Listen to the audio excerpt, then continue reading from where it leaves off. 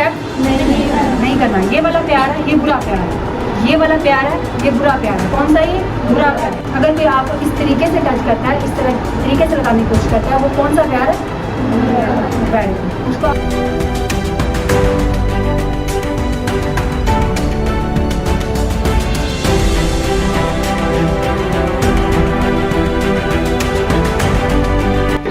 ये जो टीचर्स आपके पास खड़ी हैं या आपके जो वालिदैन हैं, वो आपके बारे में कभी भी गलत फैसला नहीं करेंगे। मुझे कुछ कहेगा तो फिर मैं अपने प्रिंसिपल को